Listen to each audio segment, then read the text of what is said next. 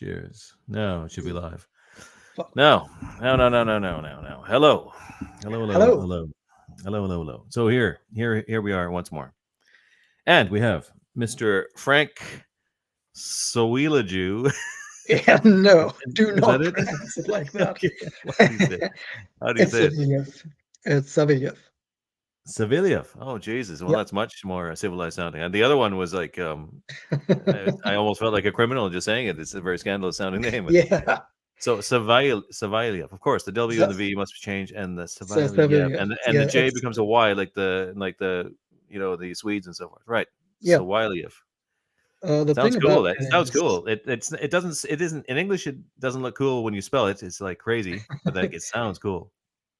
it kind of looks a little odd in German too. Like, the problem of it is, it used to be a Russian name, Mm, and when my grandfather went to Germany, they just transcribed it to Cyrillic, from Cyrillic to Latin, right. in whatever way they saw fit. That's like no real system behind it. That's why it looks odd. So your family moved from Russia. Your grandfather, My and he my he great married. grandfather was Oh, great. Russian, Right. and he fled west during the Russian Civil War because the commies basically kicked him out. Was he? So he was a White Russian, like the bloody Yeah, red, like the Baron. Was he? yeah, he Nice. was a white Russian. Hey, nice, And nice. then grandfather joined the German army during World War II, Hmm. and that's how he ended up in Germany. Oh, okay, right. I see. So uh, I'm confused. You said so your great grandfather came over, and then your grandfather also came over. So as My in the great grandfather didn't come to Germany yet. He went to Czechoslovakia, I think. right. So your originally your name was like Sawalyov or something like that, right? Sawielijew, and it was Sawalyov. written in Cyrillic, Right. so they had to transcribe it to the Latin alphabet, There's and actually a lot that's of how it ended up being spelled like this. right. I actually studied Cyrillic in school. Would you believe? Just only because, not for some super scholarly linguist reasons, but that there was a lot of Russian immigrants where I grew up in Canada. A bunch of Russians fled. Sort of the opposite of you. They were sort of these peasanty, hyper Christian, culty people, the Doukhobors, they were called, and they fled persecution from the Tsar for acting culty, and they all moved to British Columbia, Canada, and Alberta. And I mean, they were nice. They were fine. They were just all about sort of toil and peaceful life. I think that was actually their motto. But every now and again, they would go crazy and burn things down and go naked in the street. They would renounce all their possessions and burn everything and like abandon their clothes and march around. Right. There's So some that's weird sects out of Russia, yeah. mm. Like they burned down the local museum at one point too because it had dinosaur bones and that was against the Bible or something. I remember we had a little museum in our town with fossils and they burned they burned it down. So it's pretty funny. But yeah, so I was familiar with the Cyrillic and Russians generally from my upbringing, and they were fine. But I remember the names like they'd all in Canada they spelled them probably they took once again there was an interpretation of the spelling, so they were all spelled OFF at the end instead of OV as you would Yeah, do now. yeah, They would pronounce that pop. There was a lot of names, Popov, Kolesnikov, and all this, which we really should be Kaleshnikov, I guess, but it was Kolesnikov when in Canada and names like this. right. A couple letters sometimes get swallowed, a couple letters get added. It's weird. Yeah, it is weird. But we didn't even get into your whole. So you're an author and I'm an author, yes. a game designer. You're working on I'm a some kind of game game as well, writer. right? And you wrote at least one story for Aegeon. Was it one or was it two? It was one, One. but I'll probably do more in the future. Yeah, you should. Yes, definitely. Yes, you should. And I only saw ads for the game you were working on, but Oh yeah, uh, Ardenfall. Right, yeah, go on. Tell us a bit about your activities there. right, Ardenfall. You probably like people who read Kurosawa probably also saw an ad in there, Right. the summer issue. Um, it's basically an open world RPG in the vein of Morrowind and with a quest design of New Vegas. So we're trying to build a coherent open world in which the player can basically do whatever he wants, go wherever he wants. Um, and choose which faction to join. And then you get quest lines for each faction. You get to make decisions that impact the world. And basically, you get to be a minor player in local politics of the country. There's it has a similar setup to Morrowind, where you have the local culture and an imperial government that's encroaching upon it. All right. Yeah. And some factions are like pro the empire, some are against it. Um, and as a player, you can always like make the choice: do I like these guys or do I like those guys? And then you make your decisions and basically climb up the ranks and impact how the country develops. And how far along is this project? We're at a good spot. Like we're still in the middle of development, but Right. we're planning to go for an early access release next year. Right. And a demo is available on Steam. So if you want to check it out, you can just download the demo for free and explore the wetland, All right. which is a nice swampy area with a bunch of quests to do, a bunch of places to explore. So, And who else working on this with you? oh, give me a second. This cigar keeps going out. Oh, that's pain. That's a pain when that happens. All I right. know that feeling. We have our lead writer is Jared. He's a really good writer. He wrote all the quests in the demo because the Right. demo was finished before I joined. Okay, so let me Um, stop. Let me stop you there, because I don't. There's a guy developing a game. My one of my illustrators, my chief illustrator, I should call him, because he draws so yeah, many of the pictures. Is developing an app game for Aegeon, where you like ride around on Ramek on a bird and you shoot and stuff. But it's just a little 2D up and down thing. He can do it all himself. I'm right. I'm giving him I'm giving him story input and some drawing, like art input, but he's like pretty much just doing it himself. But like a game like this one, your one, it's all Yeah. 3D. It's all 3D designs and renders and crazy stuff. And like, I'm not even sure what each person would do. So when you say a writer, is he just literally someone who writes the story, like a, Um, or what no, is there more to it? like Because I don't know about game design really, to be honest. the writers, we're multiple writers. I'm part of the writing team. There's two other guys in the writing team and our lead writer. And what we all do is we design in-game characters, we design quest lines, we write the lore, we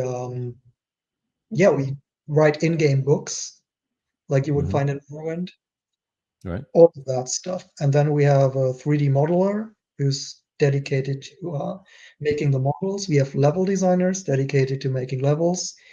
And the programming is all done by one guy, the amazing Josh, who is just turning Unity into an open world engine that it was never designed for, but he somehow manages it. Like a super tech wizard. I have no idea how he just does this stuff. Is he work on this full time? Not full time. It's a side project for basically all of us. Right. So yeah, but for that, it's already pretty well along, and it's basically a passion project, right? It's not behind it. There's no market research or any of that bullshit. It's just making Right. the game we want to see, right? That's Right. it. Right. Right. It's Right. it's Right. Right. indie to the core. It's like the stories that we write and publish, right? Yeah. It's Like stuff Aegon that we is like like. that too. Yeah. This Yeah. is what I want to do. Yeah. No, I totally appreciate that, and I think that's great. So excellent, well done. But I didn't realize there was so many of you. So I thought it was just like I thought it was your baby, and maybe you had a little bit of help. There's a No, whole no. team of people. I'm basically part of the help, but Right. I have a pretty significant role in there. Like everyone has input into all the different things, but you still have every person who works on it have a little pet area, you know. Like my focus is the Sand Elves, who are very Persian inspired. I design their entire religion. I design many parts of their culture. So those are kind of like my guys in a way. Right. So you write it out like a, I guess like a game of Dungeons and Dragons. It wouldn't be like writing a novel. You write everything out in detail. Yeah, Is that how it is it's with you? different Yeah. from writing a novel. There, like a game writer has to approach things very differently than a story writer because they're two different mediums, right? Yeah. And in a game, you have the player who is someone who has input, right? The player should have choices. He should the things he does should matter. So you can't just write a linear narrative. And a lot of game writers, like in the big studios, they just they don't know what they're doing. They have no fucking idea how to write for a game, and you notice that. You know, all this cinematic crap that they're putting out. It's just I don't even know. I haven't really played a game, really, not really for a very long time. To be honest, I'd really yeah. love. I don't play the mainstream stuff either because it sucks. Yeah, So I just don't it's want kind of to like sink. with same thing with books. You know, the big publishers don't really release anything good anymore. Yeah, really? Is that Um, how it is? I and like I lost track of it. I stopped following it ages ago. But in both cases, I didn't at the time. Not because games sucked. At the time, I stopped playing games. It was just that I've had kids, and I could not sit there and like let my day be sucked away like that on anything. yeah, Games are fun, and I've had great enjoyment out of them. But I just could not allow myself to get sucked into that again. So I gave up that for that reason. But I know I saw since, and I heard other people say how much they began to suck, like everything else. You would expect. Of course, the writing and everything has gone to hell, and it's all woke and all this stupid shit. yeah, it's But the same story as with the big book publishers. It's the same story as with Hollywood. hmm, You know, it's exactly the same in the gaming space. right, and that's even because gaming. It's funnier because gaming kind of took over from both those things. I mean, certain to a certain degree, everyone's still going to read books and everyone's still going to watch movies, but like gaming was a new medium that is still very much very exciting to the young people and very distracting for them and kind of important and has a lot of influence on them, I think. Yeah, So it has become a big industry, but I think that's also its problem. Like once a creative field becomes an industry, you get these problems of mainstreamification, of well, you know, back in my time, I'm older than you. Being mainstream was considered a bit of a sellout, but it wasn't like it is considered now, where you have to be actually fairly crazy and just really terrible. Like being mainstream when I was young just meant you were like a little bit. Your story was a little bit watered down somehow, or like yeah, it wasn't like it didn't mean what it means now, where being mainstream really is to be like to really right. seriously suck and be crazy. Yeah. Yeah, it's So gotten worse. The mainstream was never the best, but it's just devolved from there. mm, And if you want quality nowadays, like whether it's in books or in games, you just have to look at the indies because that's where all the fun stuff is, right? is there any mainstream games that you would say is any good, any use? I haven't actually played anything mainstream in a long time. I mostly just play indie. I know my kids were playing Doom. That's a new Doom. Was it Doom? I think. Oh Pretty yeah, sure. there is a new Doom. And they seemed to I think it was good. And he was showing it to me. He's showing it to me. He was like, "Look, it's all there's nothing, and all this it's like not scary bad. nothing." It's not bad. Yeah. I don't know. I didn't watch him play it for a long time or anything. But I thought, well, that's not too bad. At least someone's. And I believe I saw the creator spoke at some kind of based con event or something. I think he got Oh yeah, flack. John Carmack was at the BasedCon. Yeah. So that would be fairly mainstream, wouldn't it? So there's one maybe who's trying not to be. Yeah, but I don't think Carmack was actually involved in the new Doom. He was Oh, just was the there? Okay. original creator Oh, of the okay. original, and like teams always change, franchises change hands and all that. Hmm. So which is why like there's these game companies that had a good reputation and they haven't made a good game in a long time. And people are like, oh, when are they going to make a good game again? You know, they used to be good. And then you look at the people who work there, and none of the people who worked on the classics are at the company anymore. Hmm. And that explains why they're not good anymore and why they will never return to form. Because a company is just, it's a label. It's the Yeah. people who make the stuff who are important. Yeah, yeah, and it's a rotating door, and it always seems to go on one way, where the people you want are on the way out. Well, I guess, with the whole system of yeah, how do I say it? What's the term? I always forget this term, and I don't know why. And it's a very common term. Uh, Not revolving door? well, no, no, no. The what is the term for basically diversity hiring or whatever? But there's a word. There's a Oh yeah, term. Not is that positive discrimination is a really cheeky one they came up with. Before that, affirmative action. That was it. Affirmative affirm? action. Yeah, yeah, Yes, affirmative action. yeah. And That that's that plagues a lot of companies nowadays too. The big ones yeah. especially. Oh God, well, it has to. So, you know, but Yeah. even especially in a game company where you're dealing with these creatures in these hidden away in these rooms in darkness that are rarely seen. These albinos and gaming. Not to say that you or anything like this, but you're obviously not, and many people aren't. I'm exaggerating for effect here, but these people that are not in the public eye, and they still have to be burrowed out and replaced with the blue-haired fat ladies or whatever. It's just Yeah, absolutely ludicrous. But yeah. yes, that is what happens. Like if you look at all the old creators of all the classic stuff, it's all these Yeah, just kind those of are nerdy fools. It's all just guys. Yeah, you know. yeah. So you need that type of person for this kind of thing. But once Yeah, again, like the we're big not allowed to. companies all have human resource departments, and Oh, yeah. the very name is human resources. What the fuck does that mean? It's a terrible name. It means It nothing. Yeah. means they don't treat people like people, they treat them like resources, and then they hire.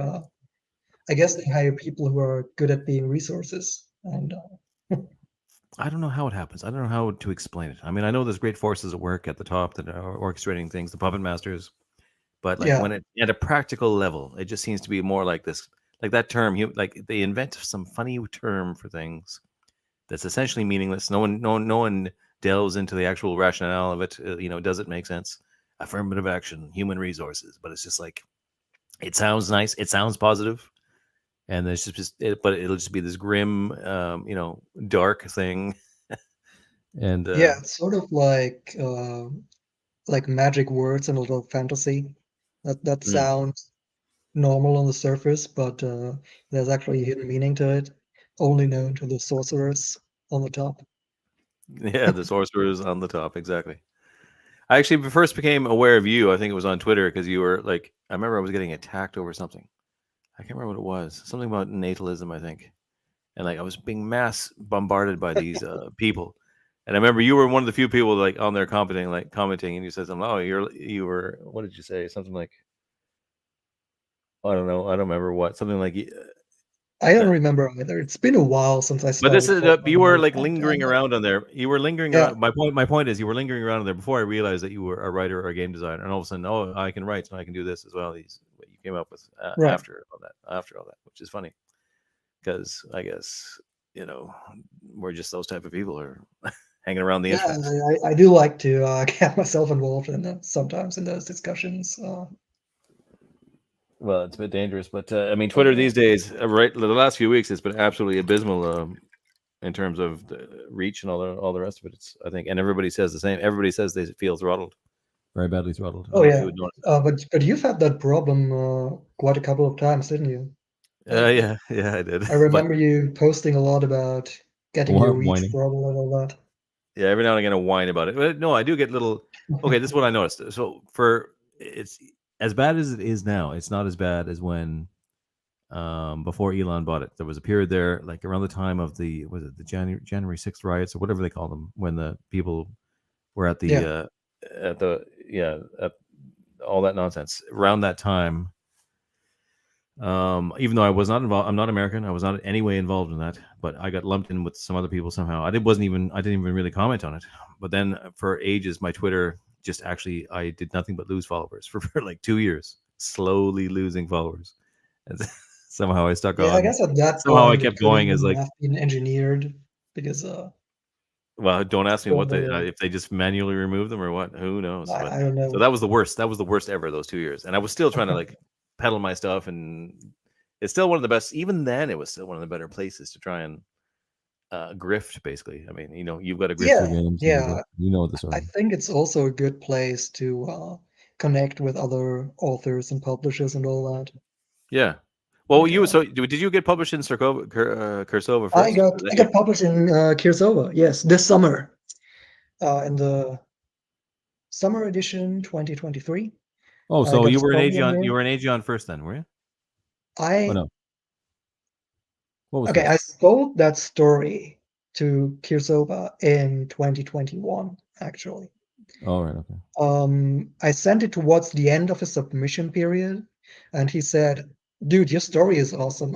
I really want to buy it, but I can't fit it in anymore for 2022. Oh, Would you hold it for a year?" And I said, "Yeah, sure." And then it appeared in the 2023 summer right. edition. What? And what was it about? It's called Curse of the Iron Moon, Mhm. and it follows a woman who's been hounded by a cult for the amulet she wears, which is apparently a key to some mysterious iron fortress. And so she hires a local guide who knows the way to that fortress. All the way they're being chased by people from the cult. And it Sounds good. turns out the fortress is actually a spaceship, and then they go to a space station. And it's this sort of mix of fantasy and science fiction Yeah, that's good. Yeah, I like the that sound of that. that really works out well. I feel that's very pulpy. You Yeah. know, I don't really like this genre distinctions where you just draw a border and say, "Well, that's fantasy and that's science fiction, and they should be neatly divided." I think that's boring. You shouldn't. It's called fantasy. Come on, be fantastic, right? Yeah. Uh, No, I it's agree. in the Yeah. name. You're Yeah. supposed to be. You're supposed to do it in a fantastic way, and Only in the more radical mashups of your influences will you hit upon something truly, geniusly new and inspirational. And various things have to combine at the same time to like really, create something that's going to start its own genre, let's say, like something of yeah, real power. But it would happen in being daring with your mixing your influences in a daring way, in a crazy way. That would be a start. Then you would have to do it in a most excellent fashion, and then thirdly, you would have to have some kind of luck where it caught on, and a lot of people heard about it and stuff like that. I think those in that combination of three things, chiefly, you would really get somewhere, something new, like start a whole new genre or subgenre even, but yeah. whatever. I don't need to do that, and I don't think I'm doing that. I just write the kinds of stories I like, just like with the games. I make the games I like. Hmm. And if other people end up liking the same stuff I do, yeah, that's cool. Uh, Well, yeah, even your well, story in Aegeon was a mix of fantasy and sci-fi. If I think about it, it was like Jorn the Mighty or whatever, right? Is that what it's yeah, called? yeah. Defective model Yeah, was the yeah, right. title. Defective model, right? Yeah. So, Um, it's sort of sword and sorcery in space, if you think mm, about it. yeah, which is great. And like to me, the ultimate sci-fi is very much it is almost a fantasy. For me, the ultimate sci-fi still remains the weird French 70s, 80s sci-fi Oh stuff. yeah, yeah, yeah. Dude, okay, let me just reach over there and Okay. What have you got? Gandalf or something? I got these babies here, Storm, Oh, like nice. from by Dan Lawrence. I don't think there's an English translation out there right now. The original is Dutch. Yeah, I have the German translation, right. and they are published. They're being published by There's a lot like of amazing look stuff at this that's done gorgeous art. It's just oh, it's this amazing. sort of They took sci-fi fantasy mashup thing, yeah. and No, they took the art comic art format extremely seriously, extremely seriously, and very it's amazing. seriously. Yeah, that's great. Look at it. Uh, Total excellence. I have about 30 of these issues, like the entire original Don Lawrence run, and Right. they're published by a German comic publisher called Splitter Verlag. Hmm. They do re-releases and German translations of all these French and Dutch classics. You know, those Dutch. Okay. classic sci-fi, and yeah, that one's Dutch. It's written by a Dutchman, and I've heard of it, but yeah. So that's yeah. So is there a whole Dutch golden age of the stuff that I'm not even aware of that I can discover as well? Is that? Is that the way it Yeah, the is? Dutch have basically a similar comic scene as the French. So, In terms of like sci-fi and fantasy, like that weird, you yeah, know, a bit. yeah, yeah, yeah. Like, I mostly can access the stuff through German translations, of which there are luckily a lot. And was there a German scene for this kind of thing that I'm not aware of? Like a Not lot of people. really, no. Was there not? Uh, Why not? Do you think? Comics have had a bit of a low reputation over here. Like, it's just kids stuff in a way. Right, And we've had a few comics in the 50s that were just more of the humorous kind. right, So, funny strips in a way. right. And comics as a serious medium have only become a thing in recent years in Germany. So Oh, really? we Okay. don't have like the same classic scene as the French and the Dutch and maybe the British too, with their 2000 AD comics. Well, 2000 AD was very, very good, and I love it. But I wouldn't say they took it quite as seriously. Certainly not artistically, in terms of the actual the art, the Yeah, drawing, the visual art, as the French it's did. not quite at the level the No, French had, but no. John Lawrence, who illustrated that Dutch comic series, he was British, I think.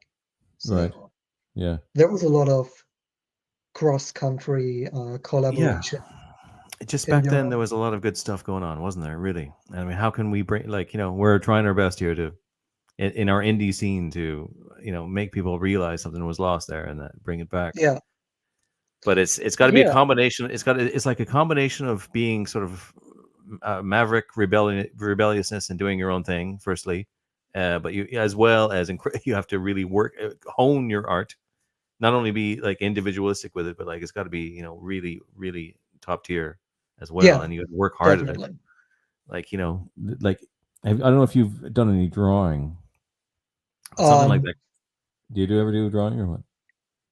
yeah, but the style is not really it's more of a humorous style.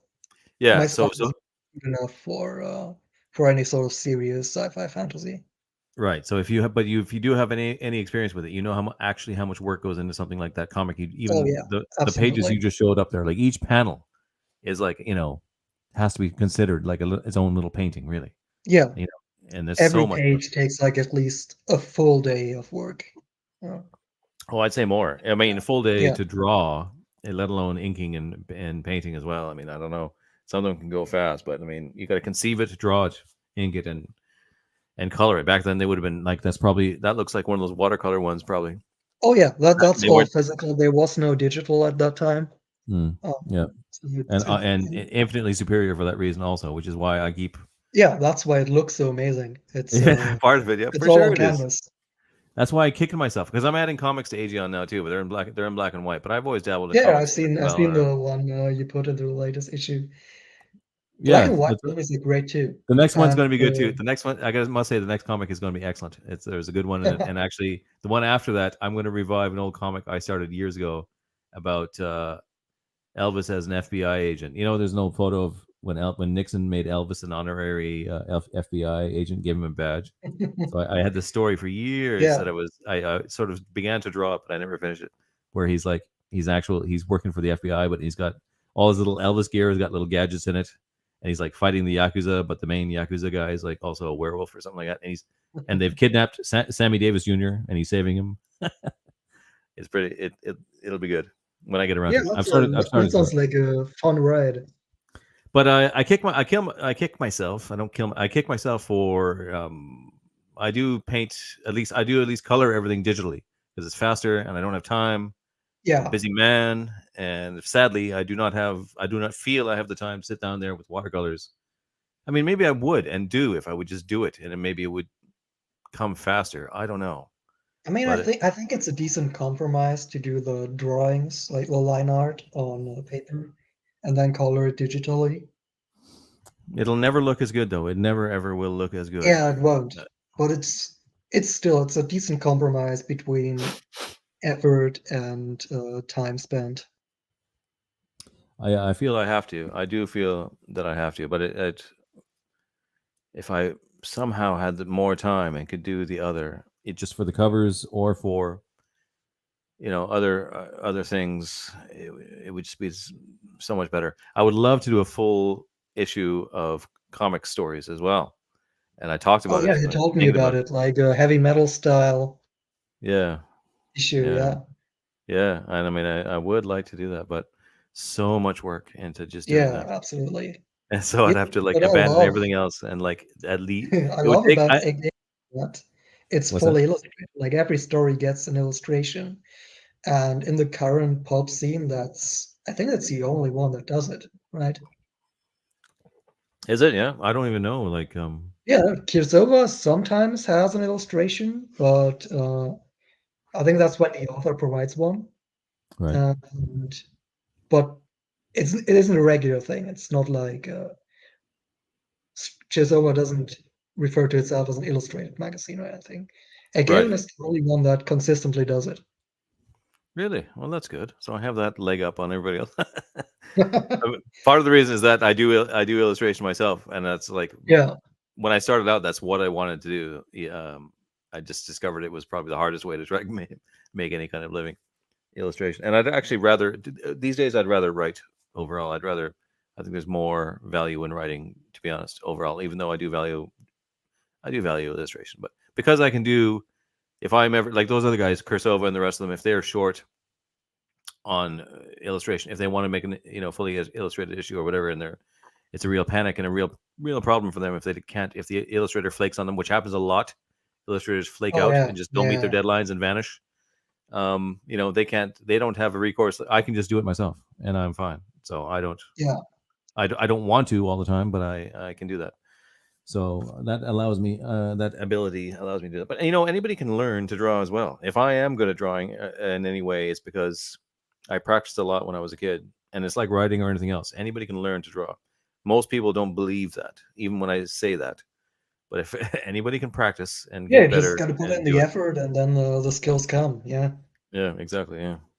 So my own abilities allow me to do that, and in Aegeon. So that's good. Yeah, and people have actually, as other people were commenting recently, that was one of their favorite things is that there's always lots of illustrations. So I oh yeah. will do my That best that to keep that is up. that is absolutely something that sets Aegeon apart from the rest. So it's something you can advertise with. Yeah, so we got some comments here. Someone was saying a couple people said they really liked your Jorn story. Yorn, I should say. Yorn from Yeah, you're the Aegeon. mighty. Yorn the Mighty. And then someone else says Biz Archives had one in the last issue for Lex. I'm not sure what you mean. I think you mean an illustration, right? I'm Illustration assuming. probably, yeah. I I did haven't bought the illustrations for most Biz recent Archives. Bizarre Archives yet. I I did. I have did. 1, 2, and 3, but Oh, do okay. So which one of those is one of those have illustrations by me in it?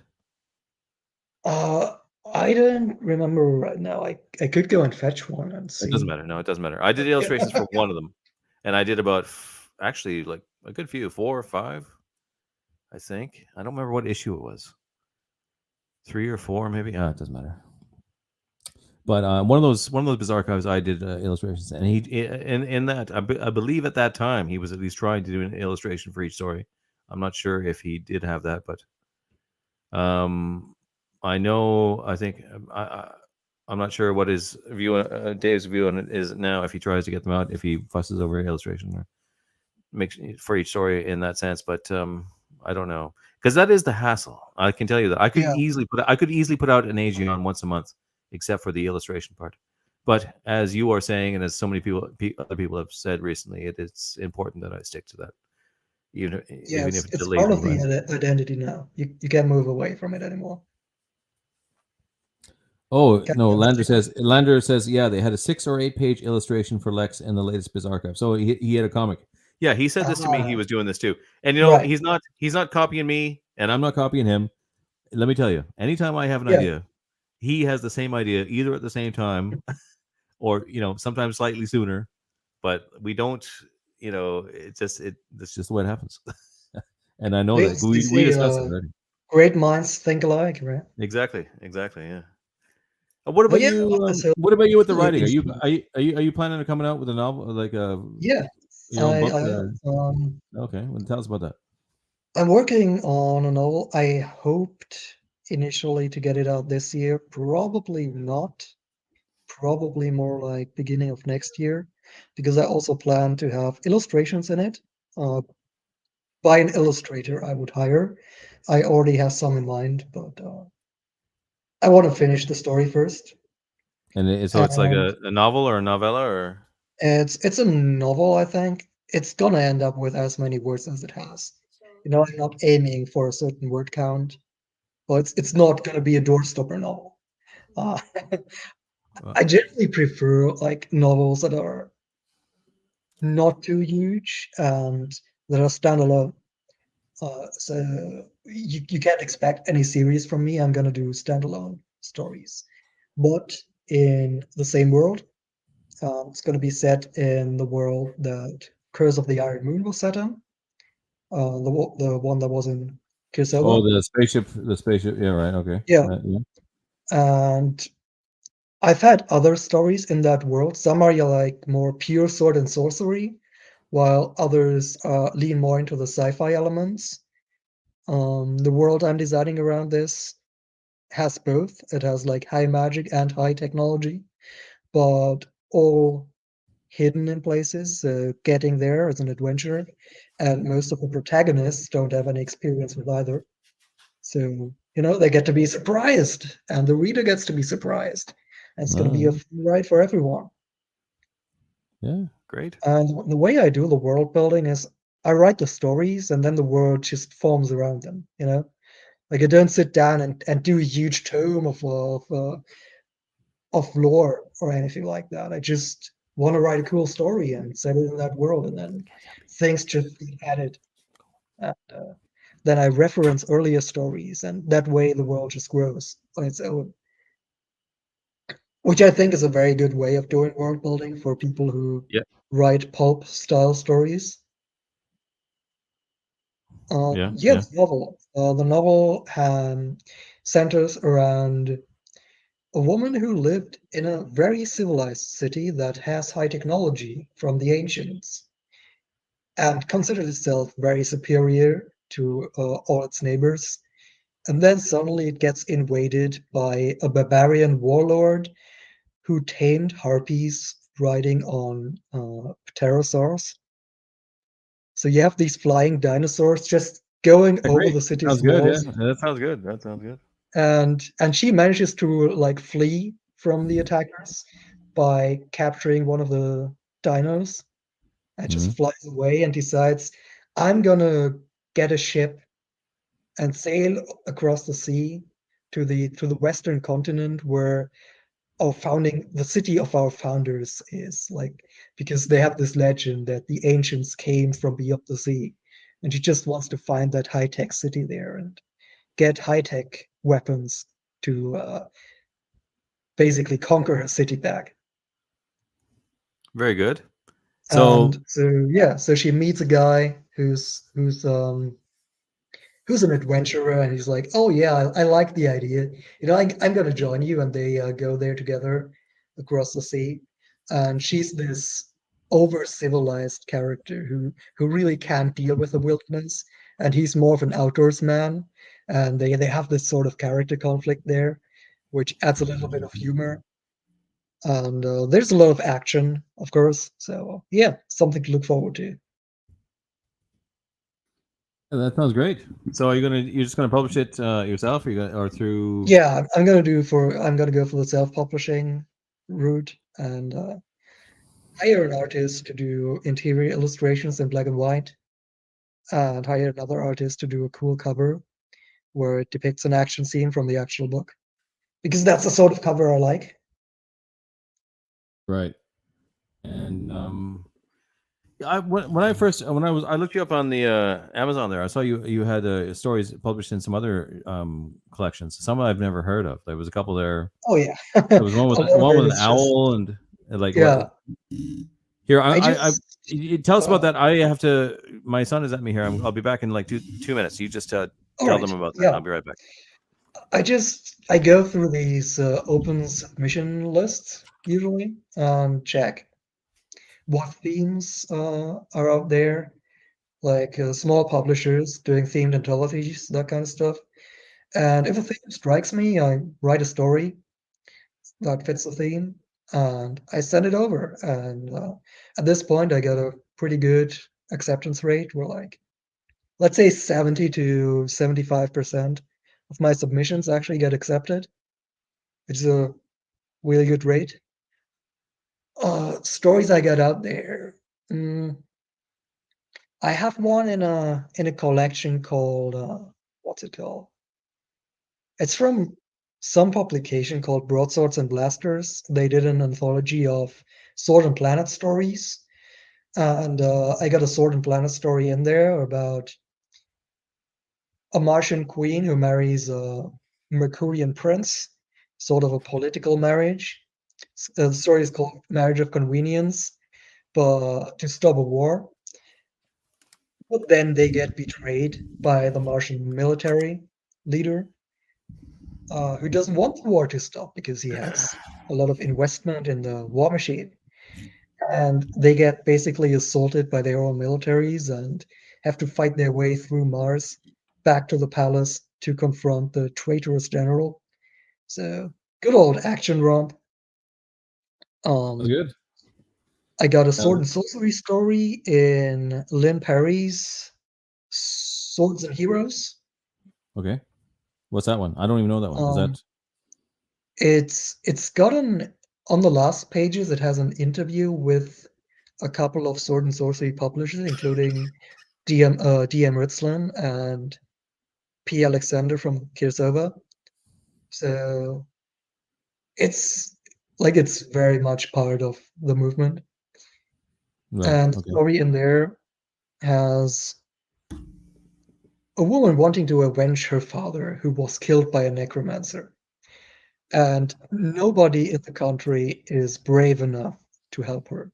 So she goes into the tomb of an undead king and is like, "Hey, undead king, I want your help in defeating that necromancer." And the undead king is so impressed by her bravery of asking him that question that he ends up going with her and they defeat the evil necromancer together. It's a really cool story, and I've checked out some reviews, and most of the reviews rate my story as one of the best from the anthology. So, yeah, that's a good one. And I got another sword and sorcery story in what's it called? Swords and Sorceries, Volume 4, which is about a barbarian who goes out to hunt a dread lizard because he needs the blood from the heart of a dread lizard to create a cure for his dying father. And on the way through the mountains, he's attacked by harpies riding on pterodactyls. More Pterodactyls. Very good. Yeah. Same ones that appear in the novel. So, as you can Very see, good. all the stories in the same world, sometimes they're connected, sometimes they're Right. just complete standalones. No, it sounds good. I like It to does do sound very fun good. stuff like that. Yeah.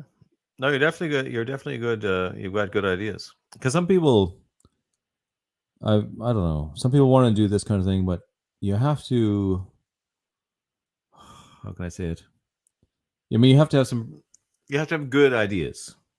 Yeah, Good is in an idea that captures a little element of fire that you can latch onto as, ooh, that's catchy, interesting, or slightly different than I haven't quite heard that before. Or that draws you in one way or another. yeah. And As I it's say, it's it's called fantasy. Be Yeah. fantastic. Don't Yeah. just do the elves and the dwarves and the same stuff we've read about Yeah. 100 Yeah. times before. Yeah. It's kind of or the frustrating.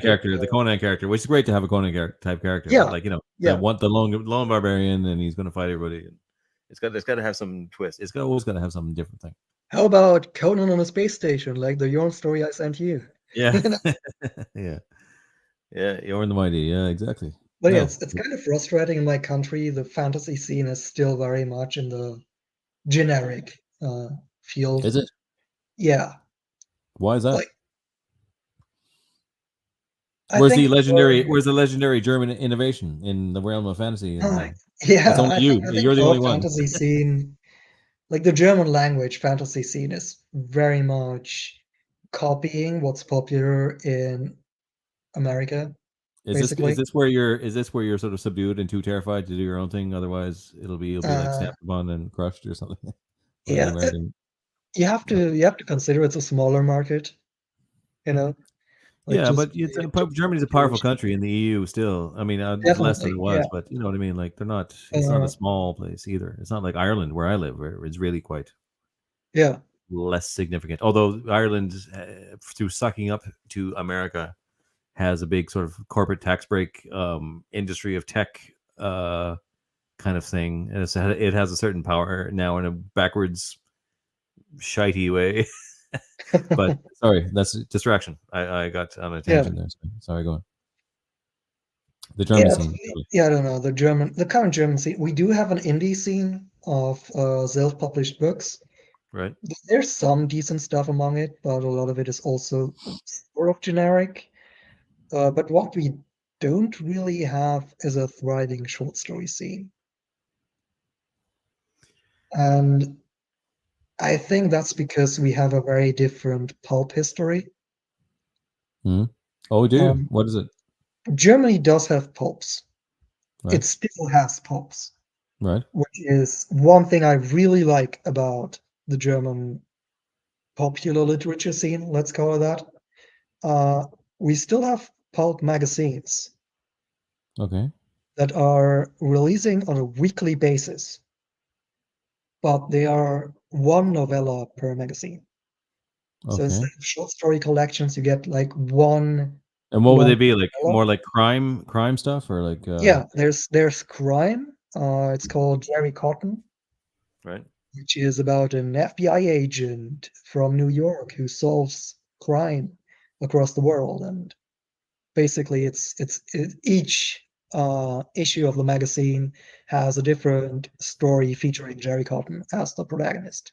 Jerry Cotton? Okay. Jerry Cotton, yeah. That sounds like a German person trying to think of an American name. Jerry Yeah, Cotton. I have a bunch of those over there. Right. They're pretty fun, you know. Then Okay. Yeah. we have Weltkrieg, which just translates to World War. They're World War II soldier stories. Right. Uh, What's it called? each What Krieg? one, What's the word uh, for world? I know Krieg Weltkrieg, is war. Weltkrieg, yeah. Okay. And those are basically just war stories where each issue features a different battle, and it's told from the perspective of a bunch of German soldiers who just try to survive and achieve tactical objectives, you know, that kind Yeah. of stuff. Uh, Nice. Yeah. Yeah. and then we also have mystery, like horror mystery ones, and then we have Perry Roden, which is basically German Star Trek in pulp magazine form. It's been German going stuff. on since the 1960s, and every Okay. story is basically connected. It's like imagine Star Trek, you know, how there are standalone episodes, Yeah. but they all connect. Sort of like Deep Space Nine, basically. Okay. Right. Yeah. And Right. that's been going since the 1960s with a weekly release Really. every week since the late 60s. There are thousands of issues. You know, This is what Germans are good for. When you establish when you establish a tradition, you hang on to it, and you like don't Yeah, give it up. You don't give it up easily, and that's great to have that link to a history like that. but Because it's there were super similar things. There were to similar do. things here in the Anglosphere, but mostly they got either subverted or abandoned for one reason Yeah, or another. Right. So yeah, that's great to hear yeah, that something like that is still going. yeah. But honestly, Perry Roden is hard to get into because they have these cycles where a set of issues has a story arc and all that, so you have to catch the right moment to go in there, you know, and because Okay. it's all connected over decades, it's hard to just grab an issue and jump in. So, Right. so I That's never all right. did that. It's too daunting. Okay. And it actually And carries the these are world in like record. these are found in like your basic magazine stands, like anywhere you go, Yeah, supermarkets and yeah, stuff. they're found in your average gas station. They're found in your average railway station kiosk. You know. See, that's great. That's the kind of thing that's really not to be found here anymore. Unless I'm missing something, unless there's something there that I haven't looked into and like overlooked, but I don't. There's nothing like a fiction trend, like a ongoing. I want to say tradition or trend or whatever, like a publication, anyways. Yeah, you had your pulp Doing such a magazines and thing. they We died used out. to, yeah, but they're all And, gone. If you go to a magazine rack here now, all you'll find is Good Housekeeping and Golf Digest, and I mean, you will find some things, but like I don't think you'll find anything like that. And they used to be all over the place. It's gone. yeah, we have so many of them. It's crazy. We have the crime one, we have the war one, we have the sci-fi, we have That's great. westerns. We have westerns. They're very big No in that. way. That's great. And we have even women's genres like doctor stories, romance stories. So there's always like 5 or 6 different pulp magazines that you can just pick up. And they're the perfect reading material when you're like going somewhere by train and you have a 1 hour train ride and you just need some light reading. You grab a magazine at the gas station or something and you go on the train and you read it. That's very much So if I got Aegeon translated to German, do you think it could? I'd have to remove all the political tinged editorials. I don't know. You probably need the infrastructure Yeah, to right. spread that stuff in all the gas stations, in all the shopping But stores, that's the trick. That's the trick. supermarkets and all that. Dave Martell, and the last stream we did, he said he experimented with that and it worked. Where he met some guy at some kind of station. I don't know. It wasn't a train station, bus station or something or other. And he got him to put his Biz Archives in there, and they all sold out, and they were gone. So he proved that if we had distribution or access to those, those stands, that we would also do well. If somehow, but he's like, no, he has no idea how to do it. And I mean, I don't know either. You would need the infrastructure for that, but honestly, the fact that it exists here and it thrives means it can also exist and thrive in other places. Because there is a market for just fiction that you buy at the station as a quick read. Yeah, you should somehow find out what we need to do and find the right person. And because I mean, as good as those long-standing things sound, I mean they also sound a little bit. I bet you something like Aegeon and Biz Archives could do even better for being extra bit more imaginative and exciting than just especially Aegeon and Biz Archives and Kirsova. All three of those easier to just pick up and get into compared to Perry Rogan, which is just this ongoing series where it's hard to just, as an outsider, just pick one up and get into it. With our short story model, it's a lot easier to just pick up an issue. There you go.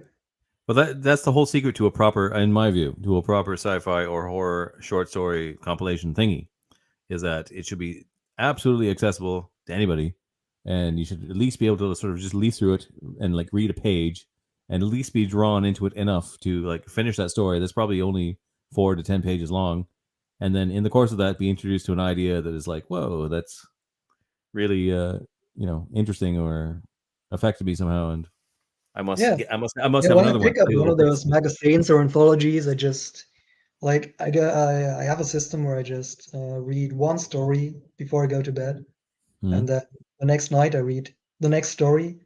So it's a very, very good model. I like short stories for. Yeah, I love short stories. You get through it in one sitting, and you get a full story out of it. With a beginning and an ending and an arc, and I've got so put out in long series. I'm just gonna say the names: George Martin and Patrick Rothfuss. Fuck you guys! Finish your series.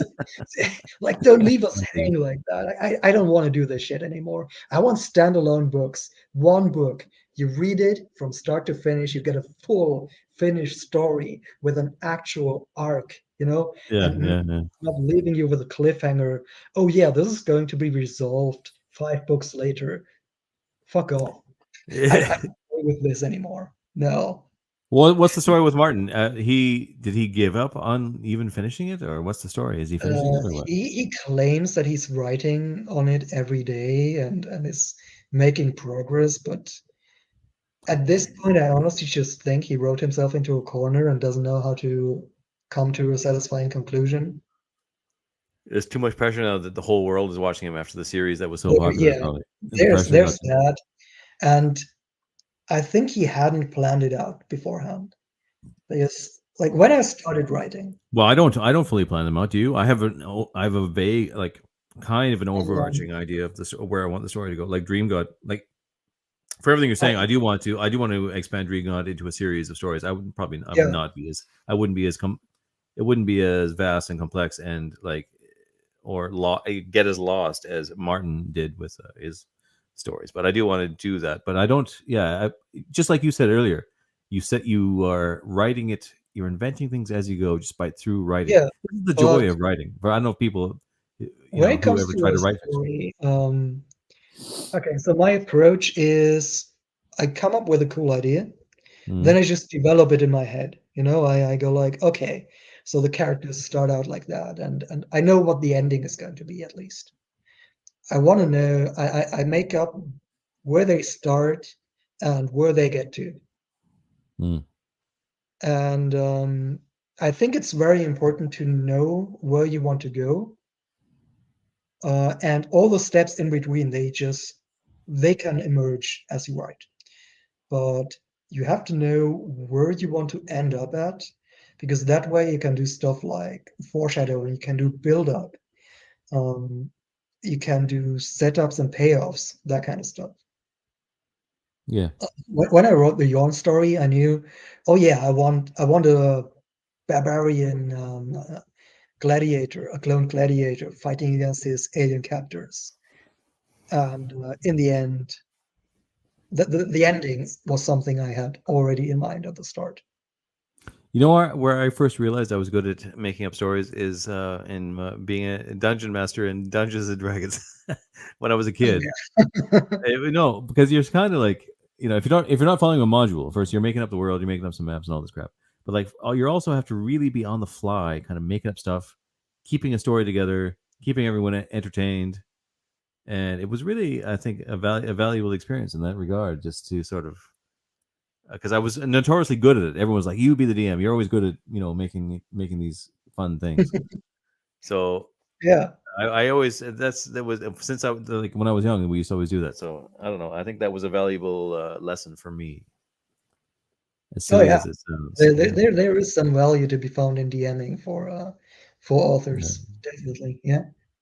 Especially the sort It's of just improvisation you need to do. yeah, improvisation. Because what we're talking about, this is what we're talking about. It's writing improvisationally, and you're saying that we're both advocating the benefits of that. In that because other people Yeah. probably plan it out meticulously. In that, like, in I fact, I don't know. make plans as such. Like, I have ideas in my head, and the most I've ever done in terms of an outline is that I do a list of bullet points. I want this scene to happen, I want this scene to happen, I want this scene to happen. And Hmm. then I just go with the flow, you Yeah, know? you have to. I think you have to. I think it's better. Yeah. And I know at least one other person who really planned it out and like made post-it notes all over his house and notes everywhere and kept in track of all the little details. But like it shouldn't, but it's Yeah, like no, too that's much. that's too much for me. That's way too much. And it won't work in the end. Too It won't bullet have that point. organic feel that you only Yeah, get through as you're telling it. And yeah, if you, as you're telling it, are experiencing it for the first time as you write it, that somehow plays out for the people reading it. I think you get yeah. It has to be fresh. Yeah. freshness and that kind of first time excitement. I'm pretty sure it does. I don't know whether that's considered planning, because I plan the story out like in my head. Mhm. I start imagining it before I sit down and write it. So it kind of exists as a almost finished thing in my head before I sit down to write it. But then, of course, as I write it changes some of the details. Whatever comes up, it just goes with the flow at that part. At that point. Magic Shark Wizard says absolutely D&D on rails isn't too good. So what does that mean? On rails? Oh, does it mean Yeah, I don't think? rails when a DM just gives you his linear story and you have to follow it. That's Right. not D&D. That's just bullshit. Oh, I was confused for a minute because when I was when I was young and a teenager or whatever in my 20s in Canada, rails was slang for cocaine. I was like, D&D on rails isn't too good. I was like, well, okay, but yeah. Now I've. Oh yeah, since we've been talking about the German scene a bit, Oh yeah, tell me about that. I do love the 1930s pulp scene in America. You know, Robert E. Howard, H.P. Lovecraft, C.L. Moore, and especially Clark Ashton Smith. He's like my favorite writer ever. He is really. Clark Ashton He's good. Smith, He's good. absolute Yeah? Really. best. He's amazing. And what's your favorite stories then? I really like his Sothic cycle. What's that one? I don't know it. What Holy happens in it? shit, my laptop just. Okay, it wasn't plugged in properly. Just got a battery warning. His Sothic cycle, it's all set in a post-apocalyptic fantasy world version of Earth. And I really like his story, Empire of the Necromancers, Hmm? which is I one don't where know. it's about two necromancers going into the desert to an ancient lost city, basically, and resurrecting all the dead people there and making their own empire. But in the end, It sounds great. they fall, of course, because Clark Ashton Smith always has these sort of tragic arcs to his story, I'm where pretty sure I people read come his. to I read some of his Lovecraft world stuff, and he did. Am I right? He did some Lovecraft world he did stories. some Yeah, Lovecraftian yeah, stuff, yeah. and they were good. They They also were good. corresponded with letters, I think. Yeah, right. They corresponded. I think I read an anthology of his short stories based on in Lovecraft's universe or whatever, and they were good. I remember that now. Yeah, This was long time ago. I remember one you about a guy really who's should also check out his sword and sorcery stuff, which yeah, is a bit more pensive compared to Howard's. But pensive. Okay, you like when you like it better, do you? I I like the way he works with language. He Right. has really, really good writing at the language level. It reads very poetically. He's You like, do you like to read in English, and you feel yes, I write, I read and write like 99% in English. do you? Why? Just because Uh, more because available stuff. there's better stuff. There's the better indie scene right now. I like the classic pulp stuff, and Right. Right.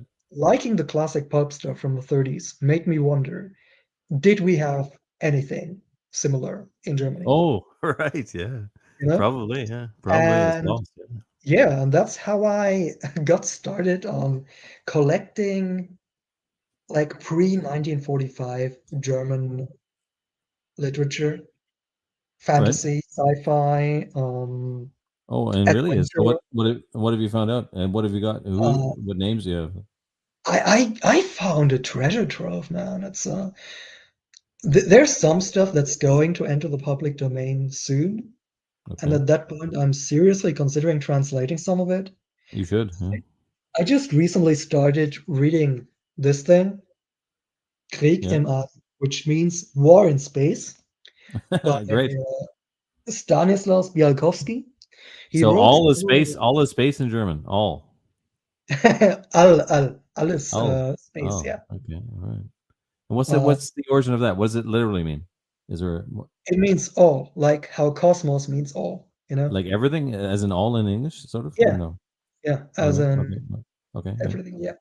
But we also have Weltraum, which means world space, which is Hmm. more of a literal translation of space. But Right. Right. Right. yeah, Cool. this one is pretty cool. It's by a prolific German author from the 1930s who wrote a lot of space opera. Really great. And yeah, this one, it starts out with the Martians attacking ships from Earth, and our protagonist has just met the woman of his dreams, and like you have this whole first chapter where they meet, and it describes in very poetic ways how great the love between a good German man and a good German woman is. This kind of extolling the family values. Right.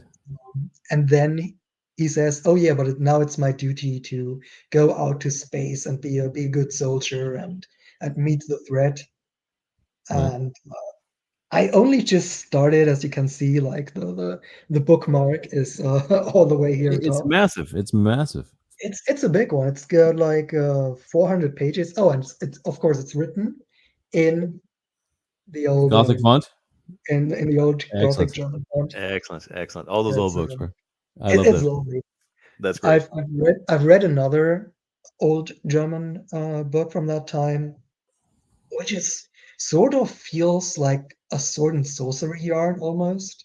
Yeah. About a German explorer going into the Brazilian jungle and being attacked, like his expedition gets attacked by Amazons, and then he's captured and becomes like the personal pet of the Amazon queen. And like halfway through, there's an Amazon civil war, and there's a fight scene where he uses an old saber and decapitates the women who fight against him, and it's so raw and brutal, and it has such good descriptions of the jungle and all that. It's such a great story, and Yeah. all of that it's completely lost and forgotten. Like Right. none of this was ever reprinted. Okay. So Uh, you when is it out of copyright that you could reprint it? that one I just talked about, the one where he goes into the Amazon jungle, Yeah. that's going to go out of copyright next year. You should do that. You really should. In So German yeah, and I English. should totally translate that because You it's should. such a wild ride, man. Well, do It's it. Yeah. Yeah. so fun, and I love exploring this literally unknown era of our own literature. I would certainly be happy to publish it under whatever Aureus Yeah, Prince or if you ever. I would yeah, love to. I'd be up for it. If I you could just have to translate it, I find would the design time. it. We could split it. You translate it and take the lion's share of the Yeah, of royalties, and you could do some illustrations there, I can perhaps, design it because and then sell it yeah. as much as I can or something. Yeah, that would be good. Yeah, absolutely. Oh yeah, there's one. I have to fetch that because it's just one of the most amazing things I've ever seen. Give me Okay. a second.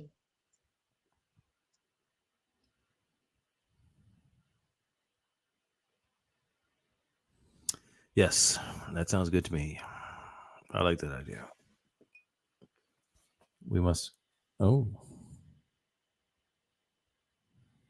Okay. Well, What that's is it? a sci-fi book from 1938 called The Plan of Engineer Decker. Plan of engineered what? The Plan of Engineer Decker, that's his name. Oh, engineer Decker. Okay. I haven't read it yet, but I opened this book and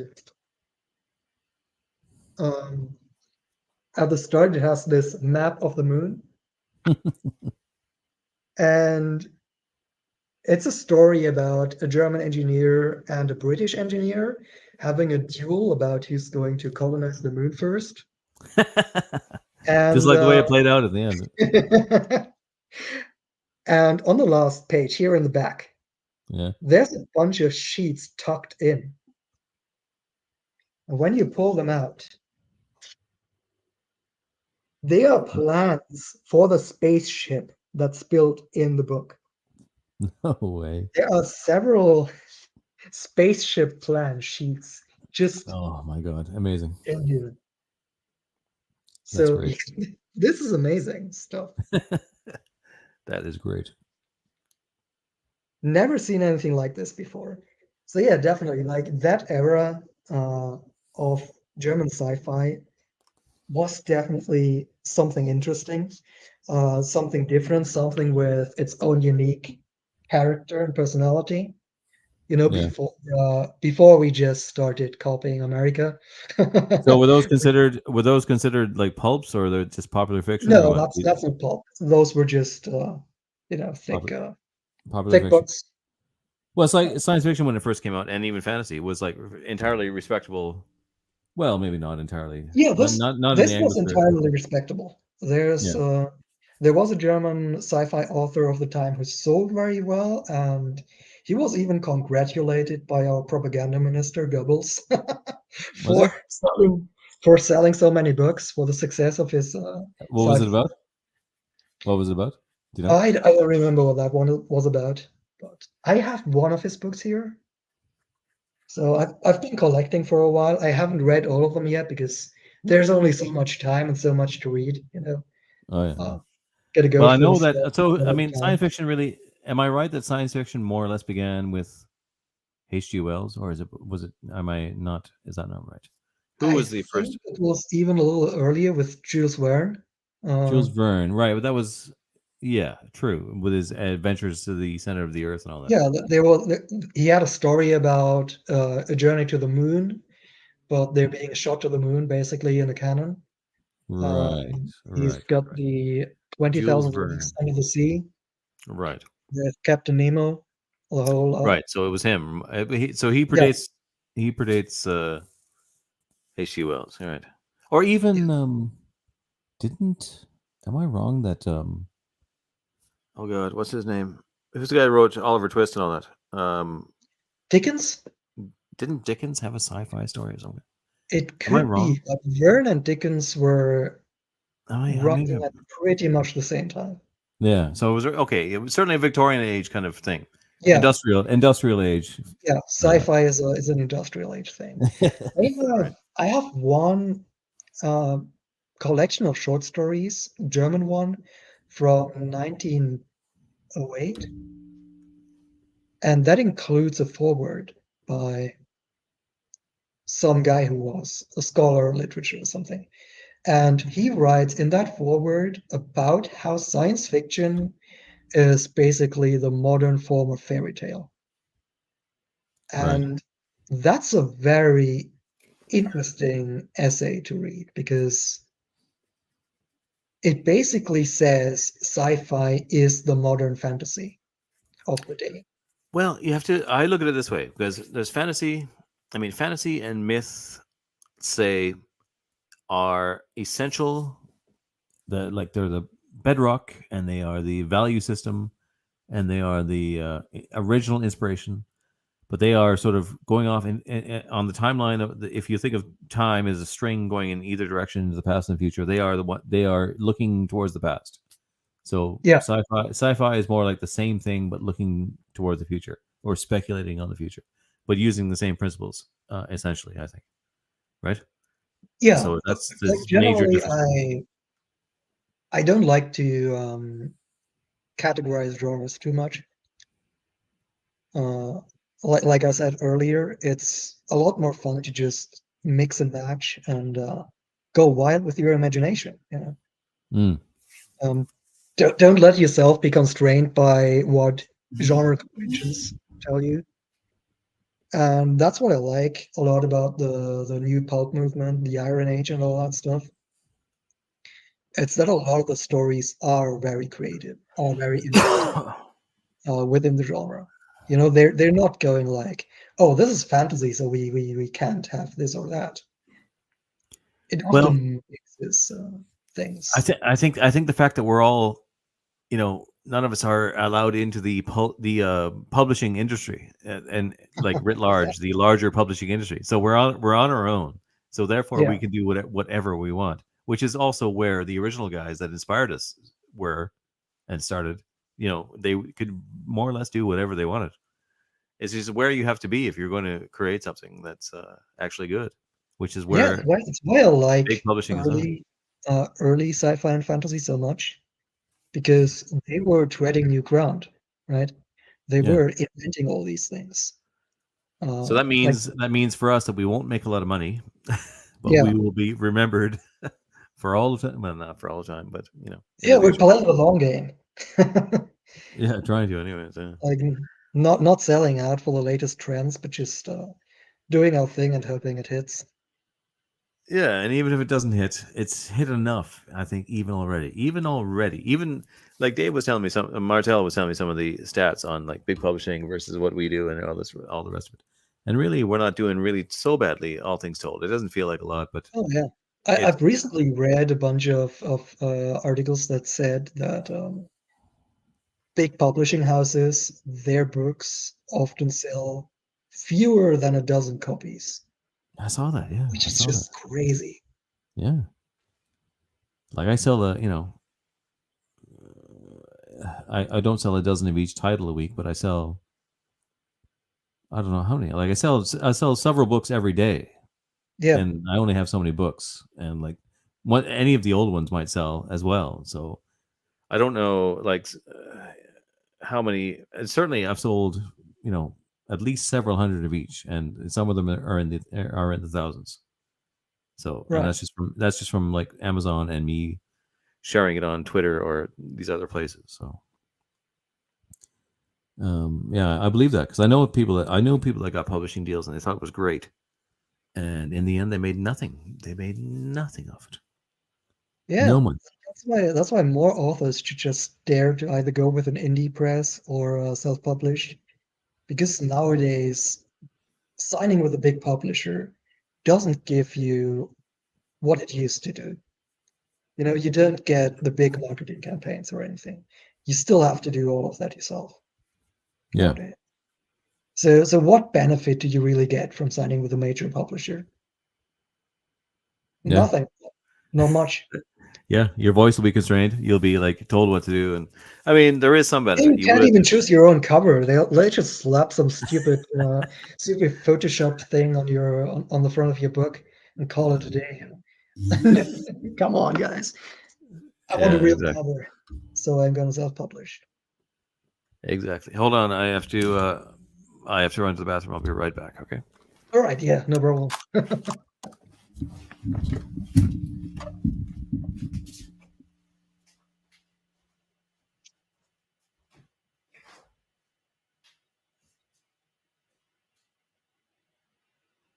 We're only gonna check the YouTube channel here to see if anyone asks any questions.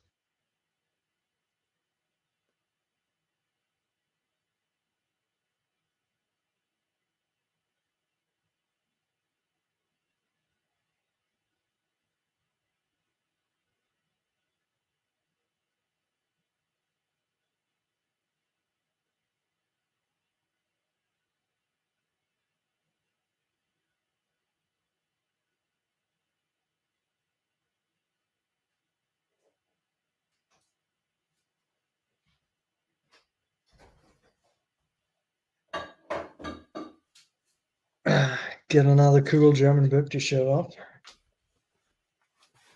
Let's wait till he gets back. All right, I'm back. Oh, you're back.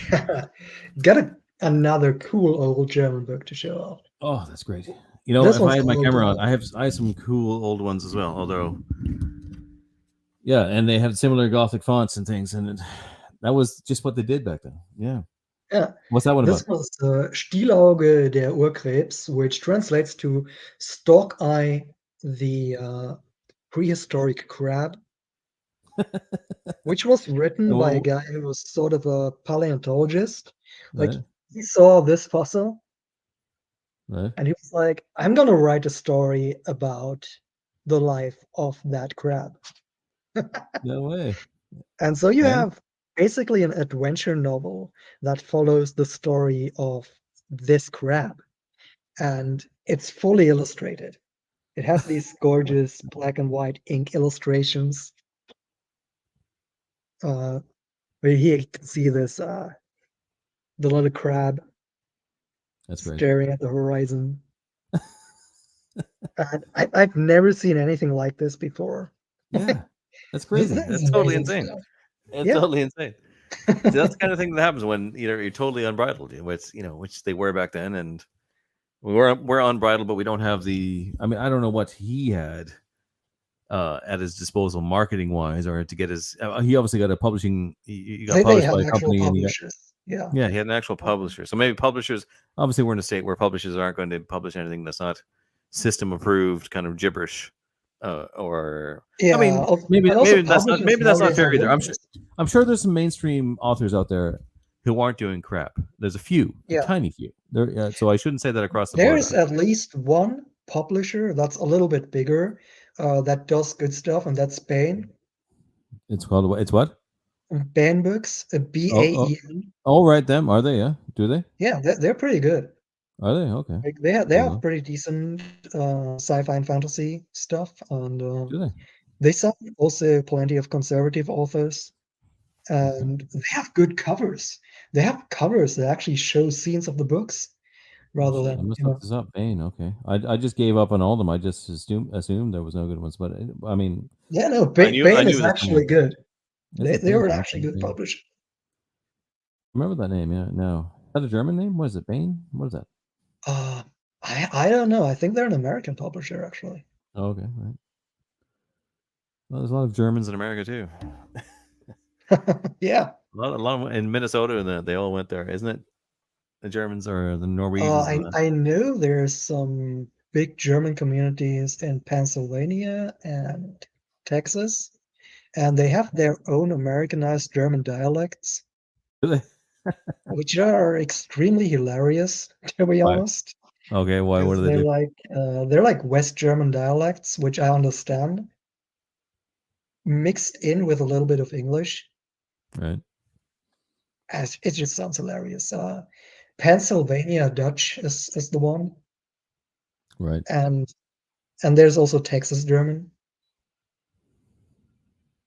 and they're both very similar in that the dialect. Scandinavians in the Midwest, someone says. Right. So So where did all the Germans go? I guess, like you say, they went to Texas and to Pennsylvania. Yeah, Pennsylvania alone.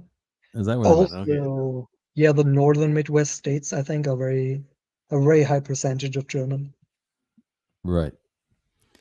See, that's something we didn't so much have in Canada. Canada was pretty much colonized by English, Welsh, Irish, Scots. More, if it and it feels that way. And when you go around and you meet people, like, where are you from? Or, like, originally, what's your last name, kind of thing. There Yeah, was really a lot of Irish and English and Scottish and so forth. but you do have a lot of French people, right? In Quebec, In the for east, example. yeah, Yeah. you wouldn't see much of them in the west. Where I grew up in British Columbia, you would not many of them Around at all. They come through hitchhiking and like picking fruit in the summer. These Right. hippie French guys, they'd be high on acid and stuff. Yeah, I remember seeing. There'd be quite a few of them, and they'd be fun guys and good guys. Yeah, Yeah. but Yeah, you wouldn't. That's about it. I got another book I have to I have to show you the cover, Okay, and you let's have see to it. guess what it is. okay. Ruth Edelstein. Hail, hail. Hail, Ruth. Because that's honestly the biggest surprise of all German books I've ever had. Is what? Look at this cover, Oh, yeah. and it's And what? called "And I Belong to You." So It's romance. you think it's a romance novel, right? Yeah. Yeah, no.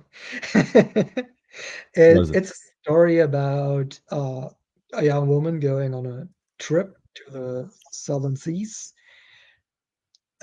expedition, and the protagonist is a young German sailor who decides to follow her on her expedition because he's afraid something might happen to her.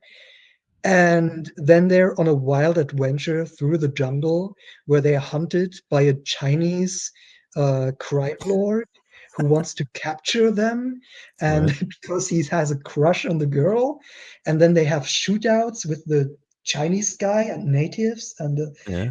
such a wild ride. And that's the cover, and the title is "I Belong to You," and it implies a romance novel. But then you get this wild adventure chase in the southern seas. That's It's great. amazing. When I was a kid, I used to love reading Tarzans. Yeah, I don't know if you read the Edgar Rice Burroughs books. Oh yeah, yeah. I used to love those when I was a kid. I Edgar don't know Rice what they'd be like. Burroughs, classic. Yeah. And I just remember he'd always run into his old enemy, the Russian guy. What was it? Roscoe or whatever his name was. It was always the Yeah, Russian bad guy.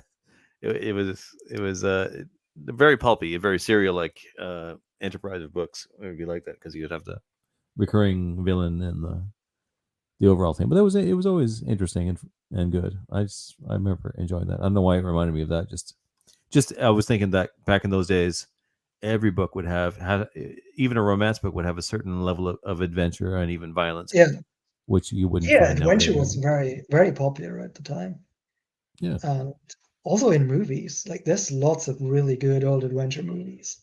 So that book, you must have just picked it up and started reading it and just been pleasantly surprised. So you just No, I actually I checked the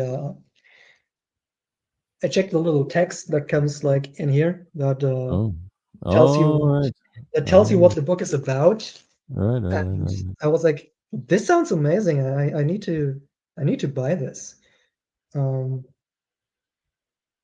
where it says, I have some oh yeah, very they're scandalous. I being have some hunted very by the scandalous German books here on from the era of the it's same. It's got the Gothic fonts and the nice publishing and all the things, but it's from the what do you call it? The nudity movement of the oh 30s. yeah, the Uh, FKK. the yeah, I can't remember the name of it now. The Ah, what's it called? What's it called? uh, Uh, we call it the FKK movement, well, there's a yeah okay fine. There was a which means free body culture is yeah the yeah translation. something like that. Yeah right. So I got a few of those. So it's just like naked people in the wilderness, naked Germans at Yeah. the by in the rivers or by the seaside, and I can't read it because I don't speak German, but it's beautiful books. Beautiful books. Oh And yeah, I got the printing quality of the time was really good.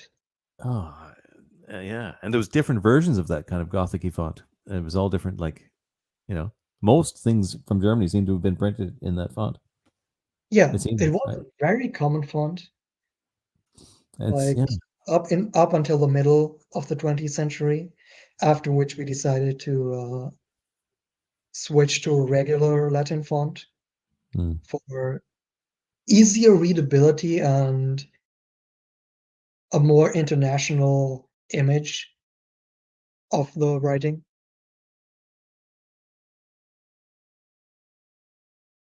To make it stick out less.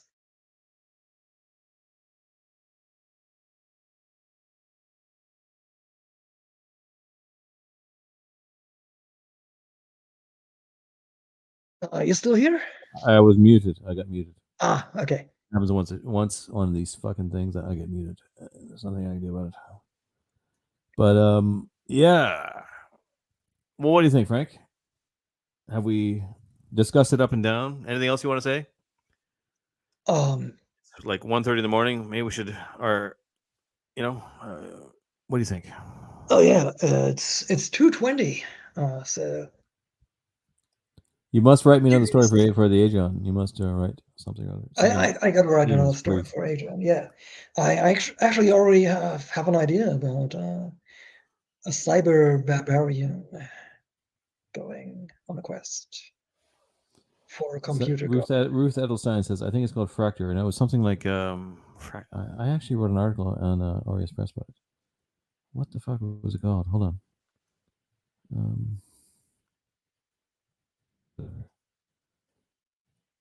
About the nudity thing. Yeah. Oh yeah.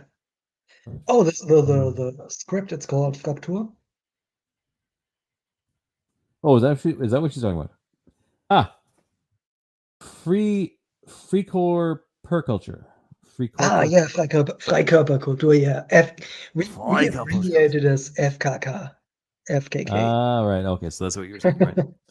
Yeah.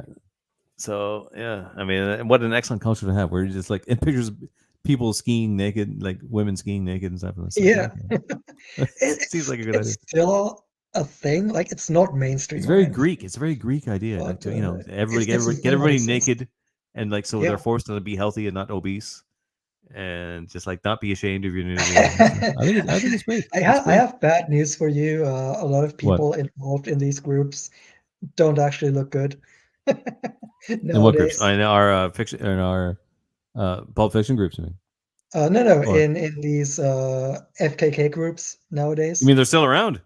they're still around, Oh, but the I didn't people even know in that. them often don't look good. There's fat people among them, Oh, so well, so they're just like typical hippie nudists that you find but anywhere they're today. basically just nowadays they're basically just nudists. Yeah, Yeah, yeah, they're just like fat old hobos on the beach, like eating mushrooms and showing off their dinky. I've yeah. seen that. So, I got taken to a nudist beach in Vancouver when I was what was I? I was probably only 22, but like I was working at a place. I was working with all right. these hippies, and this old hippie guy and his wife took me to the nudist beach. And they're like, "Oh, it's gonna be great. You're gonna love it." And I was like, okay. So we went, and it was like 90% old, what looked like old homeless men.